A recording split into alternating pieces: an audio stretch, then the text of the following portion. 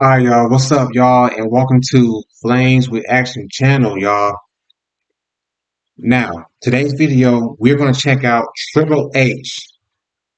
And before we go any further, if you have not subscribed to this channel, go ahead and hit that subscribe button, leave a like, and don't forget to add your comment, and also turn on that post notification bell when new videos are dropped every Tuesday and Saturday at 12 midnight.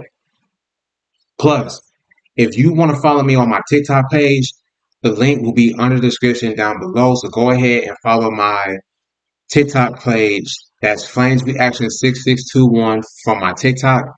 And I will drop some short reaction videos on that platform. But without further ado, let's go ahead and check out this short clip of Triple H and some of his greatest wrestling moments.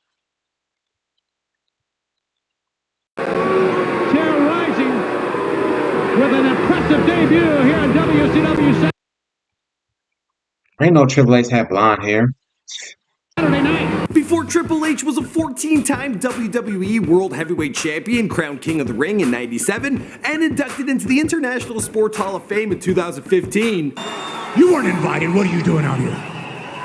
This is the kind of reception I get from you after all these years. Before he pummeled The Rock, Stone Cold Steve Austin, Ric Flair, The Undertaker, and even the boss Vince McMahon. Then pulled the ultimate finishing move and married his daughter Stephanie McMahon. When we're in too deep, and you and I, we got history. Before expanding his net worth to an estimated $25 million with a successful career outside the ring, landing roles in TV and film.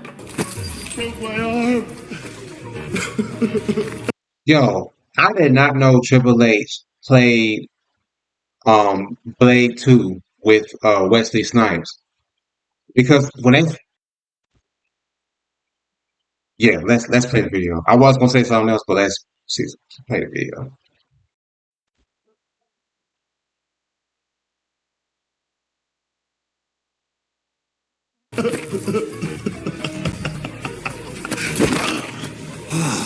Before Triple H became the newest target for Seth Rollins, who plans to take out Kevin Owens, then him on his path to retribution. I want Triple H. Triple H started packing on the beef when he was just 14 years young, and even though he made it into pro wrestling early on, it's taken years of perseverance for him to become a star. Constantly underestimated and cast as obnoxious, posh characters, H was not the most popular guy amongst his colleagues, and it would take a mistake that almost ended his career to turn it all around. What's going on, guys? My name is Michael McCrudden, documenting the life and career of Triple H prior to fame, here for you on Before They're Famous. We've done videos on other wrestling titans like The Undertaker and Brock Lesnar. Be sure to check those out, but in the meantime, let me know who's next in the comments down below. CM Punk, we did him too.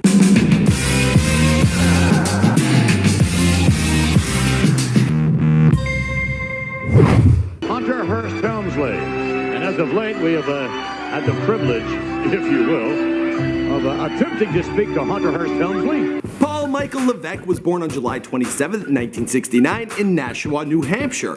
He fell in love with wrestling after watching his first match when he was just 5 years young. He started lifting weight at the age of 14. He joined the basketball and baseball teams while attending Nashua South High School. After graduating in '87, he began entering bodybuilding competitions and won Mr. Teenage New Hampshire, which sounds more like a beauty pageant than a muscle show. His new title must have looked good on his resume because he was accepted into art school and got a job managing the prestigious Gold's Gym. While working there, he got a chance to meet the world's top powerlifter, Ted Arcidi, who was working with the WWE at the time. Paul hounded him to hook him up with his trainer, the legendary Killer Kowalski, and after turning him down a bunch of times, Ted finally buckled. Paul met Kowalski and enrolled at a school in Massachusetts, along with future pros Perry Saturn and his Lady China. I can only imagine the training those two did after hours. Whew. Yeesh. He made his debut a few months later in the IWF, channeling his inner Ric Flair and going as the villain Terror Rising. Standing 6'4" and at 250 pounds, Terror was a fast rising star in the ring, taking down Mad Dog Richard to win the heavyweight championship. After a quick run in the indies, he signed a one-year contract with the WCW and was cast as the snobby French-Canadian named Jean-Paul Levesque. They fall to the ground. They fall to their knees in awe of Jean-Paul. Wait, was that Italian or French? Either way, Paul put on his best accent and teamed up with Lord Stephen Regal, the British aristocrat. Needless to say, they weren't fan favorites, and Paul didn't want to stay in a tag team forever. In 1995, he asked the league to let him fight on his own, but they turned him down. Paul decided to leave the WCW, opting instead to fight for the WWF, who were willing to give him a chance as a standalone fighter. But it cost them, literally. Paul would be getting less money, working more days, and would once again have to play a douchebag snob. That sucks. Now, I don't know why he kept falling into these roles. They must have seen the art school on his resume, but he made his debut as Connecticut Blue Blood in 1995, complete with tailcoat suits and videos on etiquette. Despite tons of promotion for the new wrestler, his career didn't quite take off as he'd hoped. He tried to get more attention by coming out with a different sexy valet each week, including a few playmates and Sable. But a lot of other wrestlers thought Triple H was obnoxious and self-centered. Plus, it didn't help his rep when he befriended The Clique, an influential group of wrestlers behind the scenes of the WWF. Then came the infamous Madison Square Garden curtain call, where Levesque and his partner broke character by hugging their rivals after the fight. It was a spit in the face of tradition, in a way. That's how everybody else took it. He was the only one in the group punished for this hug, and from there he had to fight C-listers for months. You think the big guy put up a big stink on how they treated him, playing snobs his entire career, but he actually accepted his fate without question. The curtain call. That was the beginning of the attitude.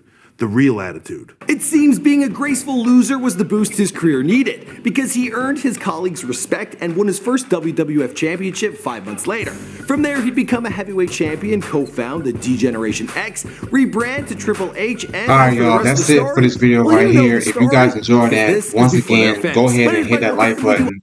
And you guys, which wrestling videos you want me to react to?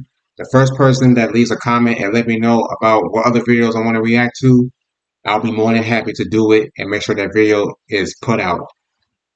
But yeah, without further ado, this Flame 101 signing out. Peace, y'all. I'm out.